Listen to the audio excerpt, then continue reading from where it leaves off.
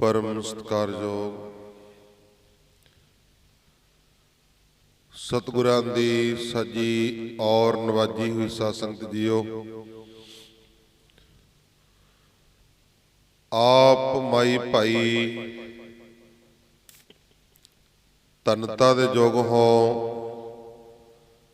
आओ सारे रल मिल के आपां गुरबाणी दीयां विचारां करिए। काफ़ी समय तो गुरमुख प्यारिਆਂ ਦੇ ਪਾਸੋਂ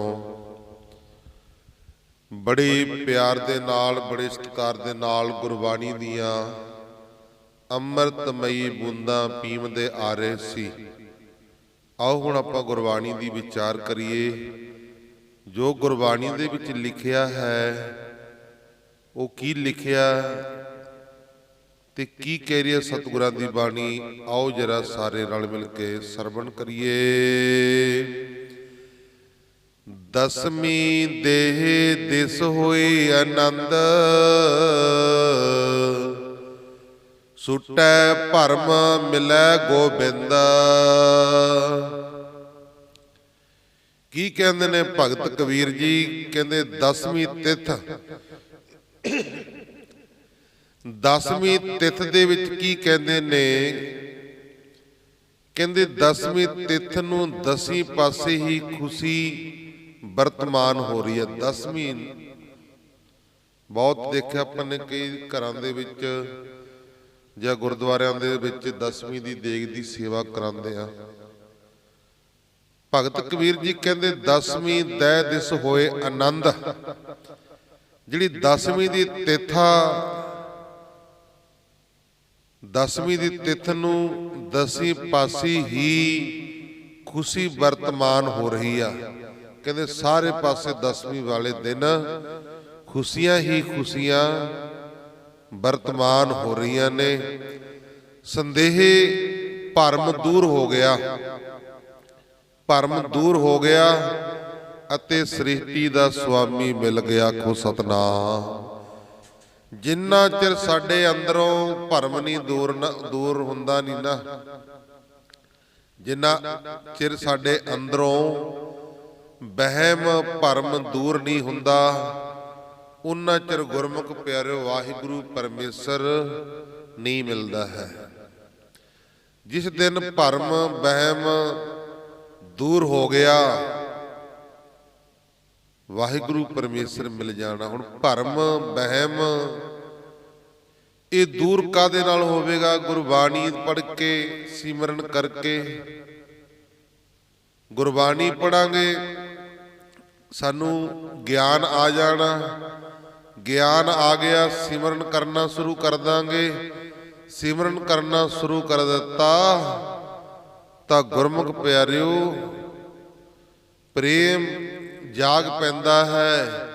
प्रेम जाग पिया। 10वें पातशाह गुरु गोबिंद सिंह महाराज जी कहते जिन प्रेम कियो तिन ही प्रभ पायो। जिन्हां ने प्रेम किया ना उन्हां ने परमेश्वर नूं पा लिया। को सतनाम। वो परमेश्वर पाया जाता है, वो मिल जाता है जे कोई मिलना चाहे। हुण उठ के किहड़ा नहावे तड़की रात नूं 12 बजे, किहड़ा नहावे 3 बजे, किहड़ा नहावे 4 बजे। बिरले ने ना जिहड़े रब दे दर्शन करना चाहुंदे ने, गुरु तो मन दियां मुरादां पूरीआं करने चाहुंदे ने। बिरले बिरले ने। देख लो भी नगर दे विच वोट किन्नी होनी, गुरुद्वारे किन्ने क आउंदे ने? 100 के करीब हाजरी भरदे होणगे। बाकी किधर गए? सुते पए ने ना बाकी सारे। इस करके वो वाहिगुरु परमेश्वर नूं जिहड़े मिलना चाहुंदे ने, दर्शन करना चाहुंदे ने, वो बिरले बिरले हुंदे ने। महाराज जी कहंदे विचार चल रही आ जोत स्वरूपी तत् अनूप, अमल ना मल ना सा नहीं धूप। सतगुरु जी कहंदे मालक प्रकाश दा सारियां दा जौहर ਅਤੇ ਲਸਾਨੀ ਹੈ। ਉਹ ਪਵਿੱਤਰ ਤੇ ਗੰਦਗੀ ਰਹਿਤ ਹੈ। ਜਿੱਥੇ ਉਹ ਵਸਦਾ ਹੈ ਉੱਥੇ ਕੋਈ ਛਾਂ ਜਾਂ ਧੁੱਪ ਨਹੀਂ ਹੈ। ਜਿੱਥੇ ਉਹ ਪਰਮੇਸ਼ਰ ਵਸਦਾ ਨਾ ਕੋਈ ਛਾਂ ਹੈ ਨਾ ਕੋਈ ਧੁੱਪ ਹੈ।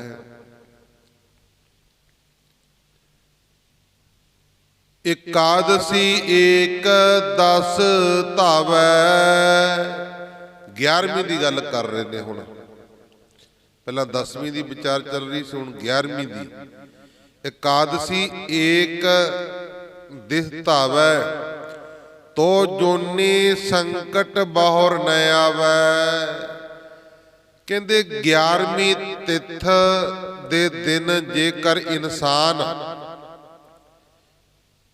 11ਵੀਂ ਨੂੰ ਜੇਕਰ ਇਨਸਾਨ ਵਾਹਿਗੁਰੂ ਦੇ ਇੱਕੋ ਹੀ ਪਾਸੇ ਵੱਲ ਦੌੜੇ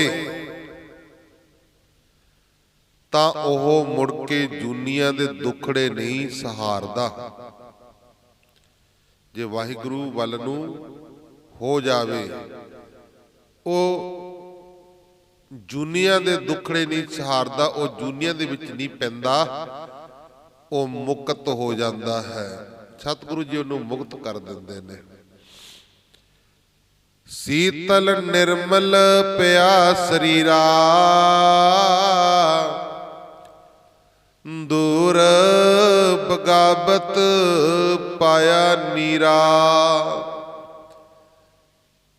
ਨੀਰਾ ਨੀਰਾ ਕਿਹਨੂੰ ਕਹਿੰਦੇ ਨੇ? ਕਿਹਦਾ ਆਪਾਂ ਦੇਖਿਆ, ਉਹ ਭਾਈ ਡੰਗਰਾਂ ਨੂੰ ਨੀਰਾ ਚਾਰਾ ਪਾਓ, ਹਰਾ ਚਾਰਾ ਵੀ ਕਹਿੰਦੇ ਨੇ। ਇੱਥੇ ਨੀਰਾ ਕਿਹਨੂੰ ਆਖਿਆ ਹੈ? ਨੀਰਾ ਆਖਿਆ ਨੇੜੇ ਨੂੰ। ਕਹਿੰਦੇ ਠੰਡੀ ਅਤੇ ਬੇਦਾਗ ਹੋ ਜਾਂਦੀ ਹੈ ਉਸਦੀ ਦੇਹ। ਉਹਦਾ ਜਿਹੜਾ ਸਰੀਰ ਆ ਉਹ ਸ਼ਾਂਤ ਹੋ ਜਾਂਦਾ, ਉਹ ਠੰਡਾ ਹੋ ਜਾਂਦਾ, ਮਨ ਟਿਕ ਜਾਂਦਾ ਅਤੇ ਉਹ ਸਰੀਰ ਬੇਦਾਗ ਹੋ ਜਾਂਦਾ। ਕੋਈ ਜ਼ਿੰਦਗੀ 'ਚ ਦਾਗ ਨਹੀਂ ਰਹਿੰਦਾ ਉਸ ਸਰੀਰ ਨੂੰ ਕਿਸੇ ਪ੍ਰਕਾਰ ਦਾ ਵੀ। ਰੱਬ ਜੋ ਦੂਰ ਆਖਿਆ ਜਾਂਦਾ ਹੈ ਉਸ ਨੂੰ ਉਹ ਨੇੜਿਓਂ ਹੀ ਪਾ ਲੈਂਦਾ। ਉਹ ਵਾਹਿਗੁਰੂ ਪਰਮੇਸ਼ਰ ਨੂੰ ਨੇੜੇ ਹੀ ਪਾ ਲਿਆ ਜਾਂਦਾ ਹੈ। ਕਿੰਨਾ ਕੁ ਨੇੜੇ ਆ?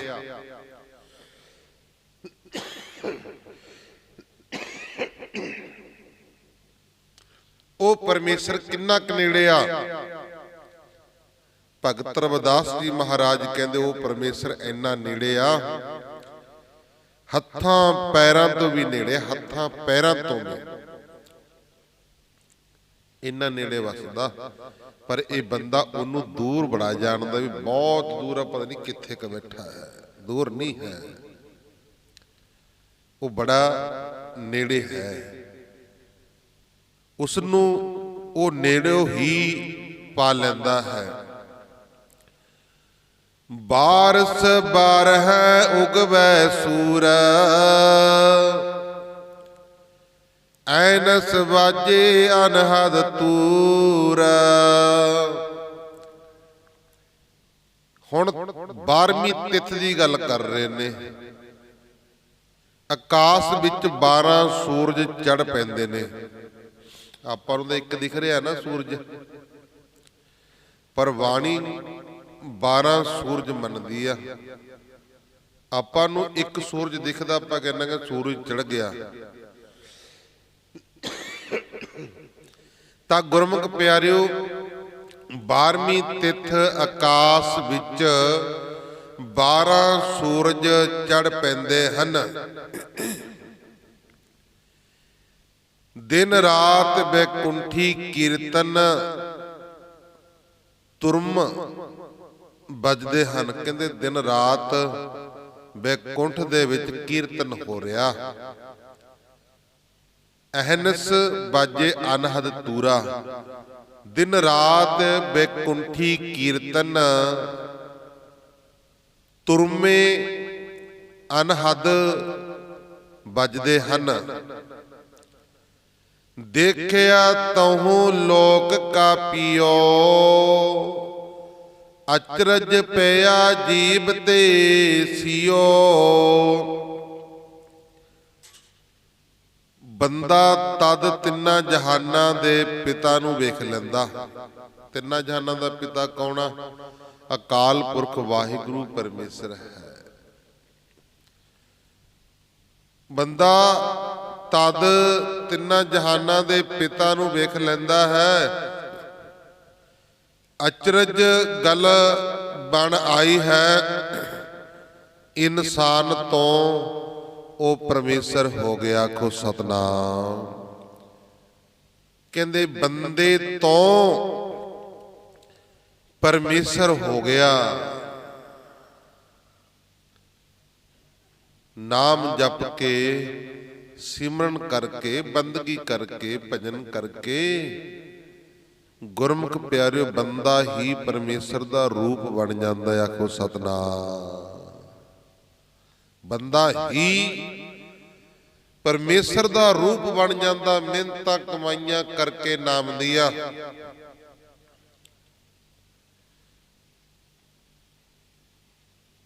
ਅੱਗੇ ਸੁਣੋ ਕੀ ਕਹਿੰਦੇ ਨੇ।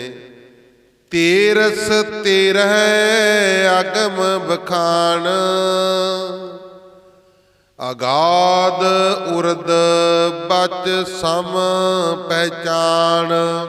13ਵੀਂ ਤਿਥ ਦੀ ਗੱਲ ਕਰ ਰਹੇ ਨੇ। 13ਵੀਂ ਤਿਥ ਦੀ ਗੱਲ ਕਰ ਰਹੇ ਨੇ। 13ਵੀਂ ਤਿਥ ਨੂੰ ਪਵਿੱਤਰ ਪੁਸਤਕ ਆਖਦੇ ਹਨ। 13ਵੀਂ ਤਿਥ ਨੂੰ ਪਵਿੱਤਰ ਪੁਸਤਕ ਆਖਦੇ ਹਨ ਕਿ ਪਤਾਲ ਤੇ ਆਕਾਸ਼ ਵਿੱਚ ਸੁਆਮੀ ਨੂੰ ਇੱਕ ਸਮਾਨ ਸਿਆਣ। ਉਹ ਪਰਮੇਸ਼ਰ ਨੂੰ ਪਤਾਲ ਦੇ ਵਿੱਚ ਵੀ, ਆਕਾਸ਼ ਦੇ ਵਿੱਚ ਵੀ ਇੱਕ ਸਮਾਨ ਸਿਆਣ। ਊ ਨੀਚ ਊਚ ਨਹੀਂ ਮਨ ਮਾਨ, ਨੀਚ ਊਚ ਨਹੀਂ ਮਨ ਮਾਨ, ਵਿਆਪਕ ਰਾਮ ਸਗਲ ਸਮਾਨ। ਉਸ ਦੇ ਲਈ ਕੋਈ ਉੱਚਾ ਜਾਂ ਨੀਵਾਂ ਅਤੇ ਨਾ ਹੀ ਇੱਜ਼ਤ ਵਾਲਾ ਜਾਂ ਬੇਇੱਜ਼ਤ। ਉਹ ਪਰਮੇਸ਼ਰ ਦੇ ਲਈ ਕੋਈ ਉੱਚਾ ਨੀਵਾਂ ਨਹੀਂ ਹੈ। ਉਹ ਪਰਮੇਸ਼ਰ ਦੇ ਲਈ ਨਾ ਕੋਈ ਉੱਚਾ ਹੈ, ਨਾ ਕੋਈ ਨੀਵਾਂ, ਨਾ ਕੋਈ ਵੱਡਾ, ਨਾ ਕੋਈ ਛੋਟਾ। ਉਹਦੇ ਲਈ ਸਾਰੇ ਇੱਕ ਸਮਾਨ ਨੇ। ਹੁਣ ਪਿਓ ਦੇ ਪੁੱਤਰ ਚਾਰ ਨੇ। ਉਹ ਪਿਓ ਲਈ ਪੁੱਤਰ ਚਾਰੇ ਇੱਕੋ ਸਮਾਨ ਨੇ। ਆਖੋ ਸਤਨਾਮ। ਉਹਨੂੰ ਇੱਕੋ ਸਾਰੇ ਲੱਗਦੇ ਨੇ, ਸਾਰਿਆਂ ਨੂੰ।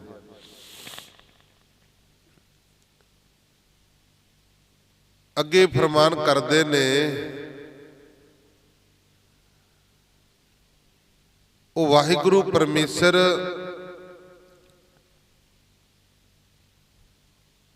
ਸਰਬ ਵਿਆਪਕ ਸੁਆਮੀ ਸਾਰਿਆਂ ਅੰਦਰ ਇੱਕ ਰਸ ਰਮਿਆ ਹੋਇਆ। ਬੰਦੇ ਵਿੱਚ ਵੀ ਉਹੀ ਹੈ, ਕੀੜੀ ਵਿੱਚ ਵੀ ਉਹੀ ਆ, ਹਾਥੀ ਵਿੱਚ ਵੀ ਉਹੀ ਆ। ਸਾਰਿਆਂ ਚੀਜ਼ਾਂ ਦੇ ਵਿੱਚ ਪਰਮੇਸ਼ਰ ਵਸ ਰਿਹਾ ਹੈ।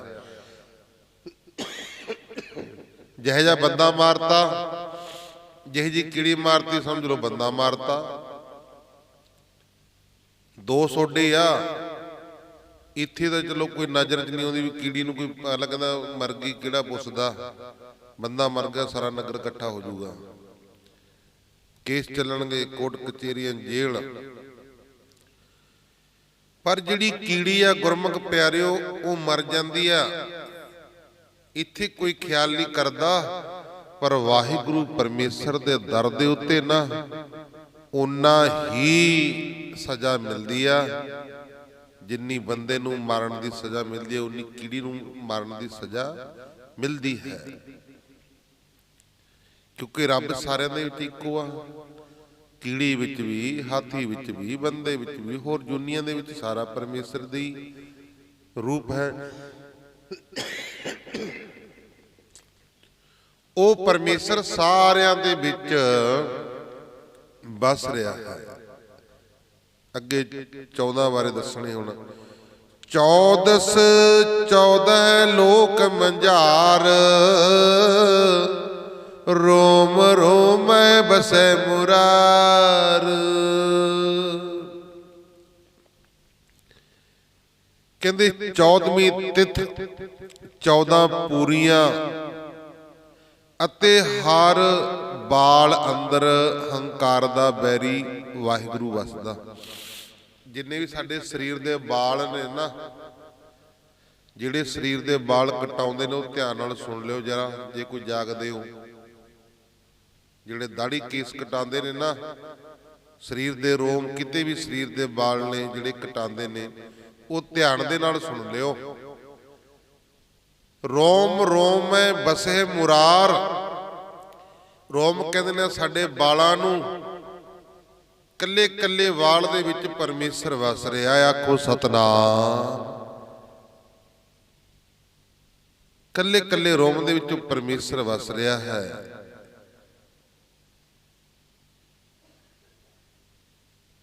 ਉਹ ਵਾਹਿਗੁਰੂ ਪਰਮੇਸ਼ਰ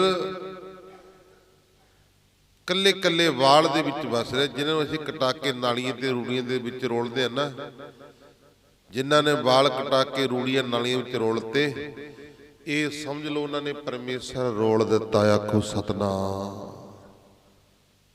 ਆਪਾਂ ਭੱਜੇ ਫਿਰਦੇ ਆ ਨਾ ਵੀ ਗੁਰੂ ਗ੍ਰੰਥ ਸਾਹਿਬ ਮਹਾਰਾਜ ਜੀ ਦੇ ਪੱਤਰੇ ਰੋਲਤੇ ਜੀ, ਵੀ ਬੇਅਦਬੀ ਕਰ ਦਿੱਤੀ। ਆ ਸੁਣ ਲਿਓ, ਜਿਹੜੇ ਰੋਮ ਕਟਾਉਂਦੇ ਨੇ ਬੇਅਦਬੀ, ਸਮਝ ਲਓ ਉਹ ਵੀ ਪਰਮੇਸ਼ਰ ਦੀ ਬੇਅਦਬੀ ਕਰਦੇ ਨੇ। ਆਖੋ ਸਤਨਾਮ। ਇਹ ਜਿਹੜਾ ਵਾਲ ਕਟਾਉਣ ਦਾ ਚੱਲਿਆ ਸੀ ਨਾ ਸਿਲਸਿਲਾ, ਉਹ ਪੁਰਾਣਿਆਂ ਸਮਿਆਂ ਦੇ ਵਿੱਚ ਜਿਹਨੂੰ ਸਜ਼ਾ ਦਿੱਤੀ ਜਾਂਦੀ ਸੀ,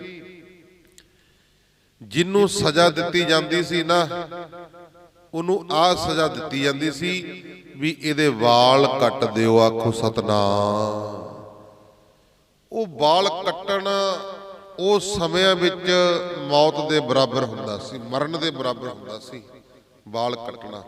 ਆਹ ਸਜ਼ਾ ਦਿੱਤੀ ਜਾਂਦੀ ਸੀ ਵੀ ਇਹਦੇ ਵਾਲ ਕੱਟ ਦਿਓ ਭਾਈ। ਪਰ ਅੱਜ ਦੁਨੀਆ ਨੇ, ਲੋਕਾਂ ਨੇ ਫੈਸ਼ਨ ਬਣਾ ਲਿਆ, ਵਾਲ ਕਟਾਉਣ ਦਾ ਫੈਸ਼ਨ ਬਣਾ ਲਿਆ। ਇਸੇ ਕਰਕੇ ਗੁਰਮੁਖ ਪਿਆਰਿਓ, ਅਸੀਂ ਰੁਲਦੇ ਫਿਰਦੇ ਆਂ।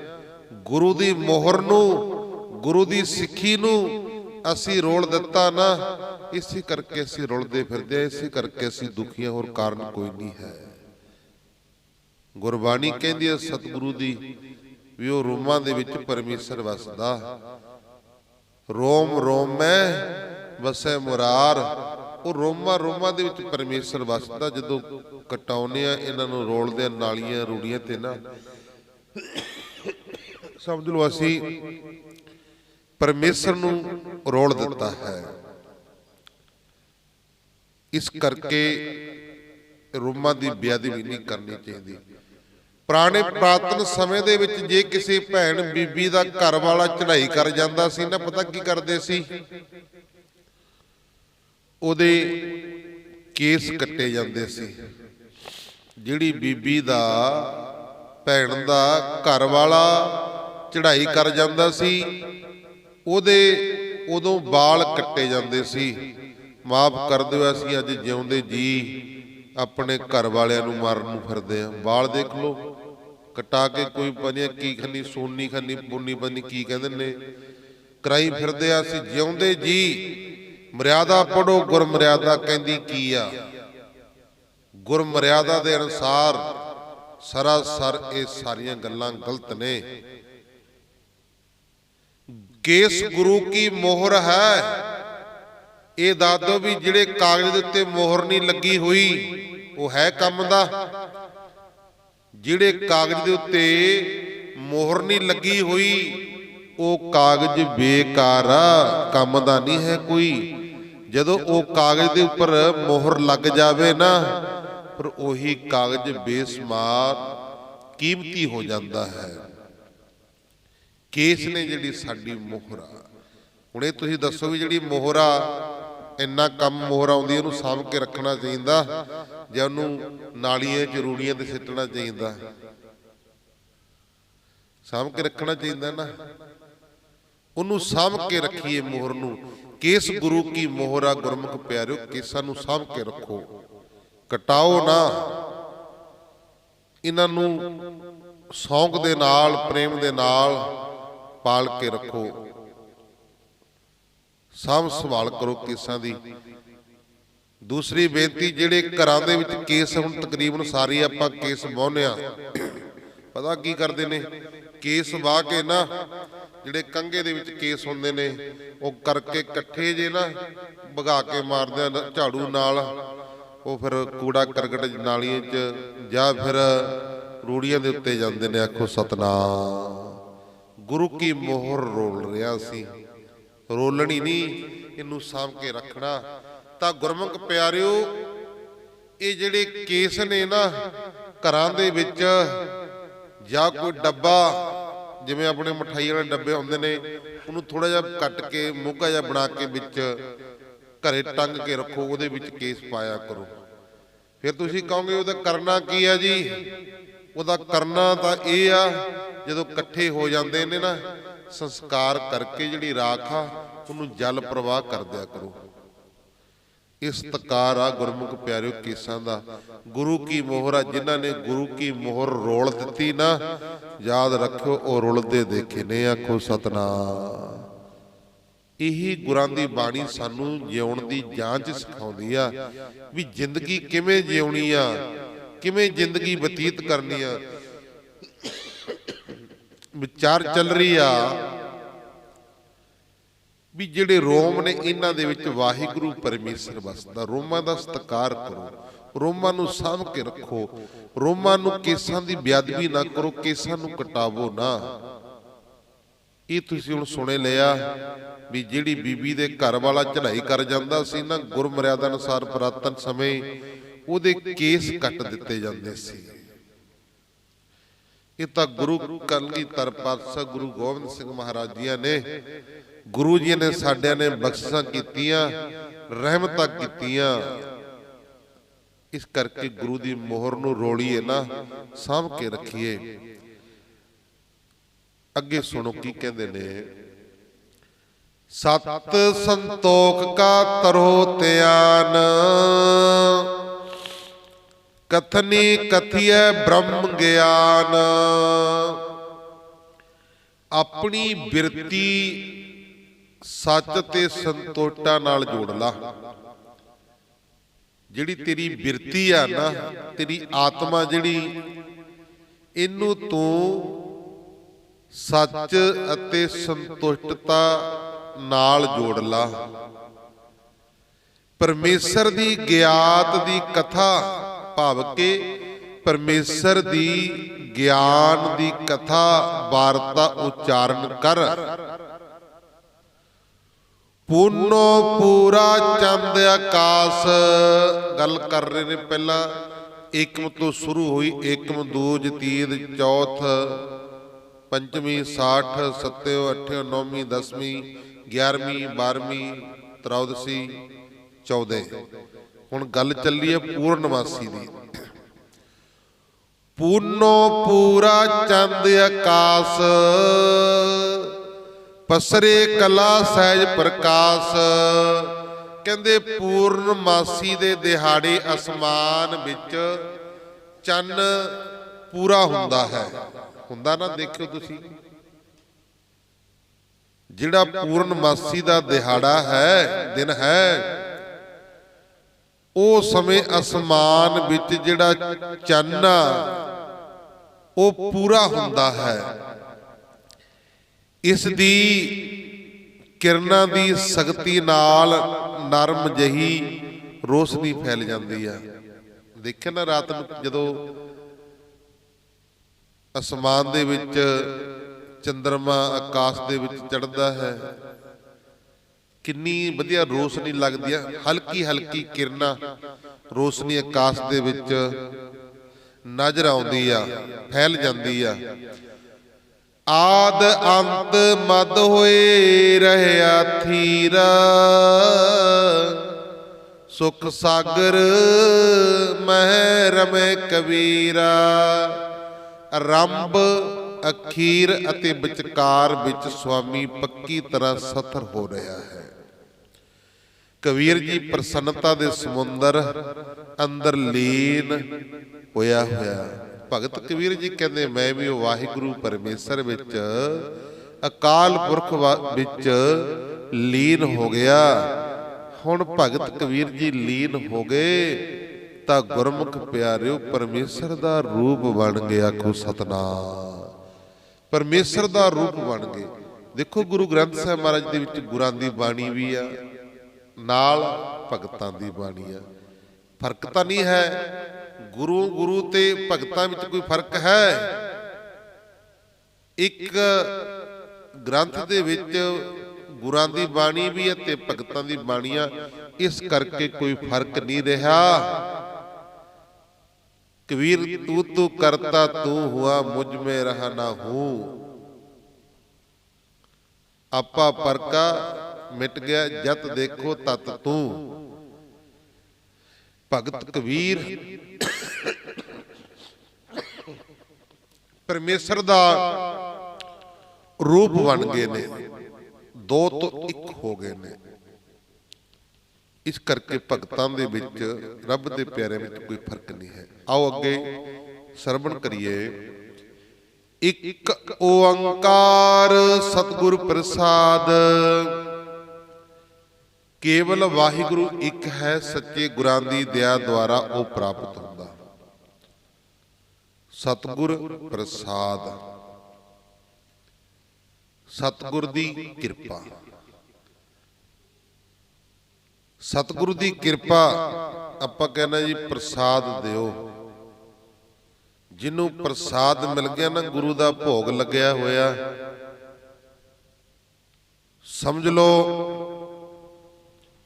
ਉਹਨੂੰ ਉਹਦੇ ਉੱਤੇ ਕਿਰਪਾ ਹੋ ਗਈ। ਜਿਹਨੂੰ ਪ੍ਰਸਾਦ ਮਿਲ ਗਿਆ, ਗੁਰੂ ਦਾ ਭੋਗ ਲੱਗਿਆ ਹੋਇਆ, ਉਹਦੇ ਤੇ ਕਿਰਪਾ ਹੋ ਗਈ, ਮਿਹਰ ਹੋ ਗਈ। ਪ੍ਰਸਾਦ ਦਾ ਅਰਥ ਆ ਕਿਰਪਾ। ਆਓ ਕੀ ਕਹਿੰਦੇ ਨੇ ਅੱਗੇ। ਰਾਗ ਗੌੜੇ ਬਾਰ ਕਬੀਰ ਜੀਓ ਕੇ ਸਤ। ਬਾਰ ਬਾਰ ਹਰ ਕੇ ਗੁਣ ਗਾਓ। ਗੁਰ ਗਮ ਭੇਦ ਸੋ ਹਰ ਕਾ ਪਾਵੋ। ਉਹ ਸੁਣ ਲੈਣਾ ਜਿਹੜੇ ਕਹਿੰਦੇ ਨੇ ਨਾ ਲਾਈਵ ਚੱਲਦਾ ਕਥਾ, ਤਕਰੀਬਨ ਸਾਰੇ ਸੁਣਦੇ ਨੇ। ਨਗਰ ਤਾਂ ਸੁਣਦਾ, ਬਾਹਰਲੇ ਦੇਸ਼ਾਂ ਤੱਕ ਵੀ ਸਾਰੇ ਸੁਣਦੇ ਨੇ ਕਥਾ ਨੂੰ। ਤਾਂ ਗੁਰਮੁਖ ਪਿਆਰਿਓ ਉਹ ਸੁਣ ਲੈਣਾ। ਜਿਹੜੇ ਕਹਿੰਦੇ ਨੇ ਵੀ ਵਾਰ-ਵਾਰ ਵਾਹਿਗੁਰੂ ਵਾਹਿਗੁਰੂ ਕਹਿਣ ਦਾ ਕੀ ਫਾਇਦਾ ਜੀ, ਇਹ ਤਾਂ ਤੋਤਾ ਰਟਣਾ, ਇਹਦਾ ਕੀ ਫਾਇਦਾ ਵਾਰ-ਵਾਰ ਵਾਹਿਗੁਰੂ ਵਾਹਿਗੁਰੂ ਕਰਨ ਦਾ। ਉਹ ਜ਼ਰੂਰ ਸੁਣ ਲੈਣਾ ਕੀ ਕਹਿੰਦੇ ਨੇ ਭਗਤ ਕਬੀਰ ਜੀ ਦੁਆਰਾ। ਫੇਰ ਸੁਣੋ ਪੰਕਤੀ। ਬਾਰ ਬਾਰ ਹਰ ਕੇ ਗੁਣ ਗਾਵੋ। ਗੁਰ ਗਮ ਭੇਦ ਸੋ ਹਰ ਕਾ ਪਾਵੋ। ਕਹਿੰਦੇ ਬਾਰ ਬਾਰ ਦਿਨ ਰਾਤ ਉਹ ਵਾਹਿਗੁਰੂ ਪਰਮੇਸ਼ਰ ਦੇ ਗੁਣ ਗਾ, ਉਹਦਾ ਜਸ ਕਰ, ਵਾਹਿਗੁਰੂ ਵਾਹਿਗੁਰੂ ਕਰ। ਫਿਰ ਕੀ ਹੋ ਜਾਏਗਾ ਜਦੋਂ ਵਾਹਿਗੁਰੂ ਵਾਹਿਗੁਰੂ ਕਰਾਂਗੇ? ਕਹਿੰਦੇ ਗੁਰਾਂ ਨੂੰ ਮਿਲਣ ਦੁਆਰਾ ਤੂੰ ਵਾਹਿਗੁਰੂ ਪਰਮੇਸ਼ਰ ਦਾ ਭੇਤ ਜਾਣ ਲਵੇਗਾ। ਜਦੋਂ ਤੂੰ ਵਾਹਿਗੁਰੂ ਵਾਹਿਗੁਰੂ ਦਾ ਸਿਮਰਨ ਕਰੇਗਾ ਨਾ, ਸਿਮਰਨ ਕਰਦਾ ਕਰਦਾ ਤੂੰ ਵਾਹਿਗੁਰੂ ਦੇ ਭੇਤ ਨੂੰ ਜਾਣ ਲਵੇਗਾ। ਆਖੋ ਸਤਨਾਮ। ਆਦਤ ਕਰ ਭਗਤ ਆਰੰਭ। ਕਾਇਆ ਮੰਦਰ ਮਨਸਾ ਥੰਬ। ਐਤਵਾਰ ਨੂੰ ਪ੍ਰਭੂ ਦੀ ਪ੍ਰੇਮਮਈ ਸੇਵਾ ਸ਼ੁਰੂ ਕਰ।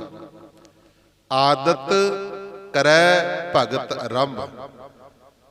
ਭਗਤ ਕਬੀਰ ਜੀ ਕਹਿੰਦੇ ਐਤਵਾਰ ਨੂੰ ਪ੍ਰਭੂ ਦੀ ਪ੍ਰੇਮਮਈ ਸੇਵਾ ਸ਼ੁਰੂ ਕਰ ਅਤੇ ਸਰੀਰ ਦੇ ਮਹਿਲ ਅੰਦਰ ਹੀ ਇੱਛਾ ਨੂੰ ਰੋਕ ਕੇ ਰੱਖ। ਪਰਮੇਸ਼ਰ ਦਾ ਸਿਮਰਨ ਕਰ। ਜਿਹੜੀਆਂ ਮਨ ਦੇ ਅੰਦਰ ਇੱਛਾ ਨੇ, ਉਹਨਾਂ ਇੱਛਾ ਨੂੰ ਰੋਕ ਕੇ ਰੱਖ। ਇੱਛਾ ਨਹੀਂ ਕਰਨੀ। ਕਦੇ ਵੀ ਬਾਣੀ ਪੜ੍ਹਦੇ ਆ, ਸਿਮਰਨ ਕਰਦੇ ਆ, ਸੇਵਾ ਕਰਦੇ ਆ, ਮਨ ਦੇ ਵਿੱਚ ਇੱਛਾ ਨਾ ਰੱਖੋ।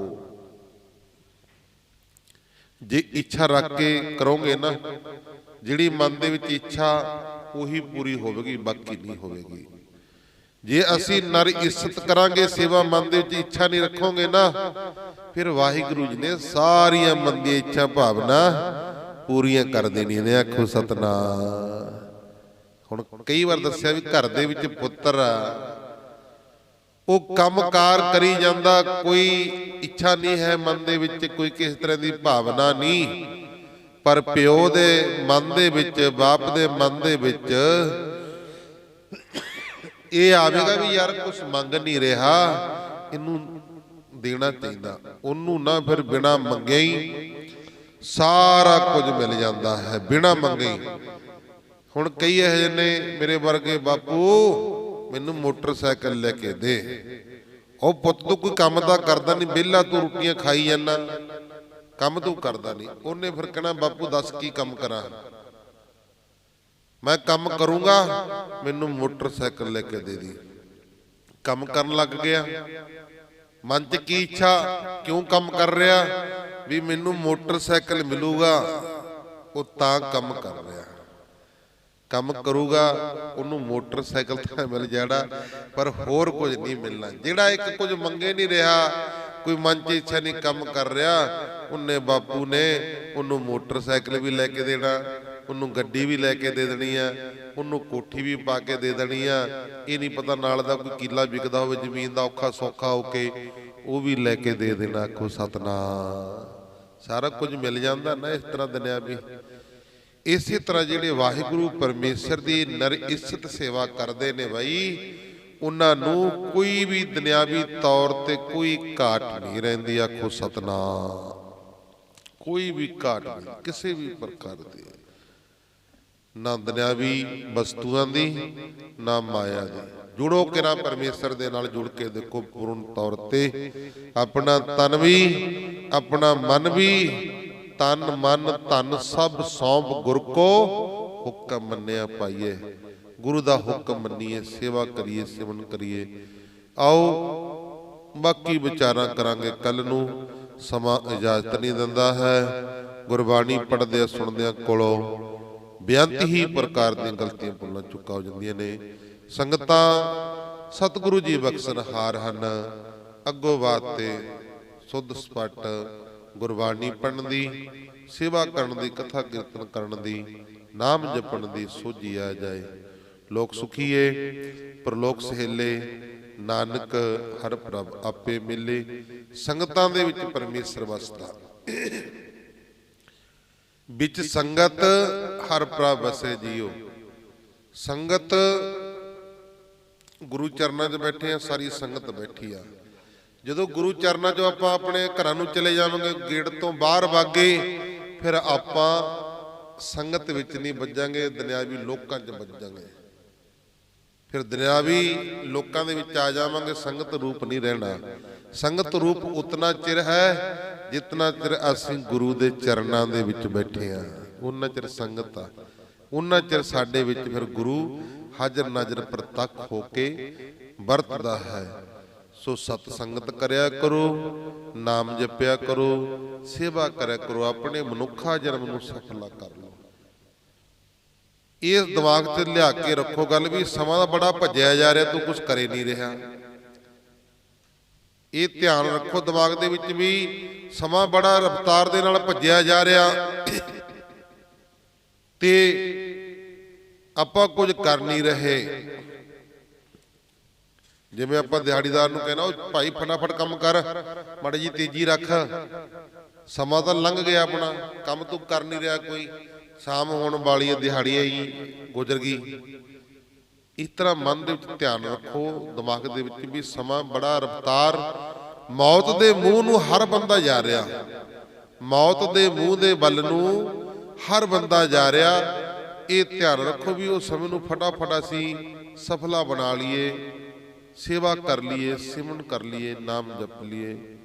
ਇਸ ਕਰਕੇ ਭਾਈ ਸਾਡਾ ਸੰਸਾਰ ਦੇ ਉੱਤੇ ਆਇਆ ਸਫਲਾ ਹੋ ਜਾਣਾ ਹੈ। ਗੁਰੂ ਤੋਂ ਗਿਆਨ ਲਵੋ ਸਿੱਖੋ।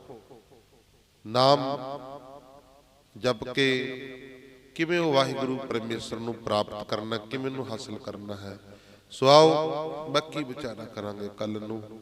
ਗੁਰਬਾਣੀ ਪੜ੍ਹਦੇ ਸੁਣਦੇ ਕੋਲੋਂ ਬੇਅੰਤ ਹੀ ਅਨੇਕਾਂ ਪ੍ਰਕਾਰ ਦੀਆਂ ਗਲਤੀਆਂ ਭੁੱਲਾਂ ਚੁੱਕਾ ਹੋ ਜਾਂਦੀਆਂ ਨੇ। ਸੰਗਤਾਂ ਸਤਿਗੁਰੂ ਜੀ ਬਖਸ਼ਣਹਾਰ ਹਨ। ਅੱਗੋਂ ਬਾਤ ਤੇ ਸਿਰ ਤੇ ਮੇਰਾ ਬ੍ਰਤ ਰੱਖ ਕੇ ਸੁਧ ਸਪਸ਼ਟ ਗੁਰਬਾਣੀ ਪੜ੍ਹਨ ਦੀ, ਸੇਵਾ ਕਰਨ ਦੀ, ਕਥਾ ਕੀਰਤਨ ਕਰਨ ਦੀ ਸੋਝੀ ਆ ਜਾਏ। ਲੋਕ ਸੁਖੀਏ ਪਰਲੋਕ ਸਹਿਲੇ, ਨਾਨਕ ਹਰ ਪ੍ਰਭ ਆਪੇ ਵੇਲੇ। ਸਤਿਗੁਰੂ ਮਹਾਰਾਜ ਜੀਓ, ਸਤਿਗੁਰੂ ਮਹਾਰਾਜ ਜੀ ਆਪ ਜੀਆਂ ਦਾ ਕੋਟਨ ਕੋਟ ਧੰਨਵਾਦ। ਤੁਸੀਂ ਸਾਨੂੰ ਨਿਮਾਣਿਆਂ ਨੂੰ, ਨਿਤਾਣਿਆਂ ਨੂੰ ਚਰਨਾਂ ਦੇ ਵਿੱਚ ਬੈਠਣ ਦੇ ਸੁਭਾਗ ਸਮੇਂ ਬਖਸ਼ਿਸ਼ ਕਰਦੇ ਹੋ। ਆਪ ਜੀਆਂ ਦਾ ਕੋਟਨ ਕੋਟ ਕੋਟ ਧੰਨਵਾਦ।